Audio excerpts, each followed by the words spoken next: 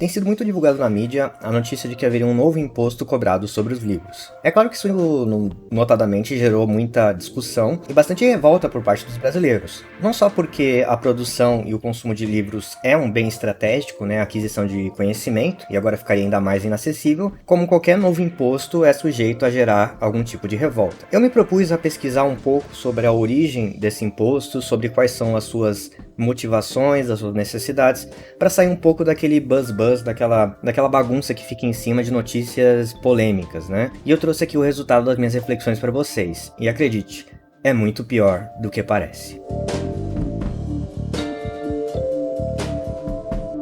Bom, primeiro de tudo, vamos entender o contexto. Não é uma lei especificamente para aumentar os impostos dos livros. É uma proposta do governo federal, ou seja, o presidente, junto do Ministério da Fazenda, do Ministério da Economia, Paulo Guedes e Jair Bolsonaro, portanto, fizeram uma proposta de reforma tributária. Então, sairiam alguns impostos e entraria um imposto unificado para a contribuição social.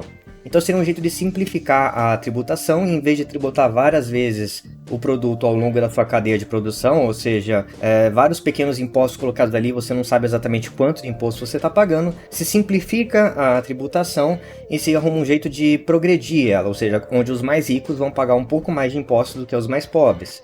Então seria, em tese, uma ideia interessante, Esse novo imposto seria chamado então de CBS, que é Contribuição Social sobre Operações com Bens e Serviços, substituindo o atual PIS e COFINS, Então você tiraria dois impostos aí que estão aí divididos e colocar esse imposto único. Tem todo um esquema falando que, no fim das contas, o brasileiro, vai acabar pagando menos impostos, vai ser mais fácil de tributar se você está produzindo, e esse imposto seria mais para pessoas com renda maior, renda mais elevada. Só que na hora de fazer as contas de como você consegue jogar esse imposto para as pessoas de maior renda, se colocou que os livros são um bem de consumo de classes mais elevadas. Pessoas até 2 salários mínimos que têm de renda, ou seja, por volta de R$1.900, R$2.000 aí, essas pessoas não consomem livros, quase não consomem, seria quase insignificante se você pega um montante de pessoas. Enquanto a maior concentração de consumo de livros está em pessoas que ganham acima de 10 salários mínimos. Então você tem essa faixa entre 2 e 10 salários mínimos, que seria a nossa classe média,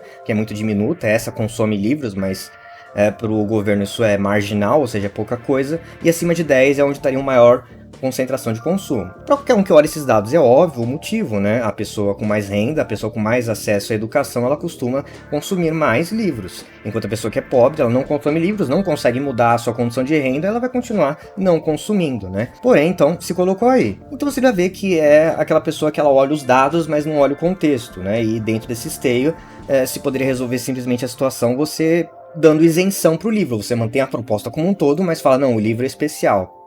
Mas tem um problema. Se você começa a colocar isenções, se você começa a colocar furos nessa proposta, a proposta começa a ficar inútil de novo, porque a ideia é simplificar. Se você coloca regimes de isenção e falar esse produto não tributa, esse tributa, a proposta perde o sentido, Então é complicado. Nisso eu entendo o lado do governo em ser reticente a simplesmente colocar um veto, falar a regra vale para todo o resto, menos para os livros. Só que aí eu comecei a pesquisar e me ocorreu o seguinte: por que um governo cobra impostos? Se você é ANCAP, se você é anarcocapitalista, se você é pessoa revoltada, fala, não, o governo quer roubar da gente, imposto é roubo, etc. Mas não, vamos tentar pensar uma interpretação mais ortodoxa, ou seja, uma mais comum, mais senso comum, O governo cobra impostos para poder custear as suas atividades, O governo gasta com coisas, então ele precisa cobrar de algum lugar. Tudo que é de graça vem de algum lugar. Se você tem educação pública gratuita, ela vem dos impostos que as pessoas pagam. Saúde também, Educação e etc. Então você tem a necessidade de um governo cobrar impostos para manter o Estado funcionando, beleza? Se você quiser viver fora do Estado, boa sorte em fazer a sua revolução, mas o estado de coisas é esse. Então, se você aumenta o imposto, é porque você quer aumentar a arrecadação, você quer aumentar a forma de você gerar dinheiro. Então, quanto de dinheiro exatamente se está gerando com o aumento do imposto do livro? Isso não foi falado, porque se gerasse muito dinheiro, se você colocar esse imposto no livro, vai gerar um monte de bens e serviços, vai gerar grana pra caramba pro governo, Aí eu poderia até falar, ok, né? Longe de mim estimular a pirataria, mas eu poderia falar assim, olha, então cobre-se impostos, né, dos livros, e os mais pobres, eu como professor vou fazer meu trabalho de mostrar lugares onde eles podem adquirir esses livros de maneira pouco legal, por assim dizer, né? Uma forma alternativa de conseguir o conhecimento. Mas tem um problema. Essa lei ela é burra de todos os lados, porque eu peguei aqui o resultado do mercado editorial de 2019, não 2020 porque foi um ano de crise incomum, para ver qual é o total de dinheiro gerado por todo o mercado editorial brasileiro, ou seja, quanto de dinheiro deu para todas as editoras, para toda a produção de livros do Brasil em 2019. E o resultado foi 5,67 bilhões. Esse é o total. Aí você fala, nossa, quanto dinheiro, né? Imagine que a gente cobrasse imposto então desses livros. Né? A grosso modo seria pegar esse dinheiro, né, 5,67 e tirar os 12%. Poderia ser um pouco mais, poderia ser um pouco menos, mas como a ideia do imposto é que ele vai simplificar, eu acredito que ficaria assim. Se você tiver uma outra metodologia, pode deixar aqui embaixo, mas a ideia é essa. Vai ter imposto em cima desse mercado, desses produtos. Se eu tirar 12% de 5,67 bilhões, nós vamos ter o seguinte resultado, nós vamos ter 680 milhões de reais a mais para o governo gastar. Aí você fala, nossa, isso é dinheiro pra caramba. Não é. Veja, a aprovação do orçamento para 2021 é a seguinte: o governo está planejando ficar devendo, ou seja, ter um déficit, gastar mais do que está arrecadando, ficar devendo 247,1 bilhões de reais. Então o governo vai entrar no vermelho, essa é a previsão, tá? Ele já está prevendo isso, pode ser mais, pode ser menos, mas essa é a proposta enviada para o orçamento: 247,1 bilhões de reais.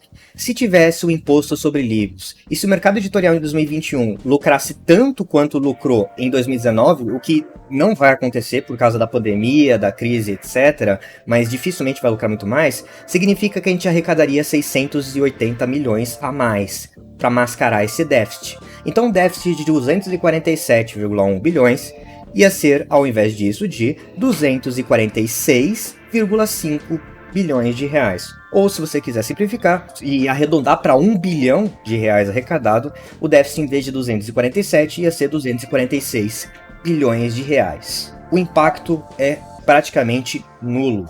Então você tem uma proposta que vai dificultar o acesso a livros, que já é meio caro. E veja, não é caro porque os livros são caros, é porque o brasileiro ganha mal. Se você traduzir o preço do livro para dólar e comparar com o que ele é vendido lá fora, você vai ver que os nossos livros são relativamente baratos, tá? O problema é que o brasileiro ganha mal. A nossa renda média ela é mal distribuída. Tem muita gente ganhando uma miséria e um pequeno grupo de gente que ganha um pouco mais, né? Uma classe média, e um grupo muito menor ainda lá em cima que ganha uma fortuna. Então é claro que as pessoas com renda maior que vão ter acesso a esse bem, porque ele já é caro naturalmente. Agora imagina com esse imposto, né? Ele vai ficar completamente inacessível, o governo não vai lucrar, o governo está se queimando à toa e a gente está aqui conversando sobre isso enquanto o país está num déficit bilionário. Resumo de tudo é o seguinte: o governo parece não saber o que faz, né? A única parte que seria boa e virtuosa do governo Bolsonaro, que é o Paulo Guedes, o cara da economia, ele se mostra ser tão mais incompetente quanto ele disse que a esquerda era irresponsável em relação ao dinheiro, com uma proposta ineficiente, burra, e também no limite que aumenta a desigualdade. Enfim, essa é a minha análise. Se você tiver alguma coisa em relação à metodologia, pode falar comigo. Eu posso disponibilizar onde é que eu achei as justificativas e fui atrás do documento do governo que justifica essa questão do orçamento. Mas enfim, essas são as minhas conclusões. No mais, eu fico por aqui. Meu nome é Luiz. Este é o canal Que História é Essa? Canal de educação, cultura, entretenimento e um pouquinho de política às vezes. Se você gostou, não deixe de curtir, compartilhar, mostrar para os amigos e até a próxima.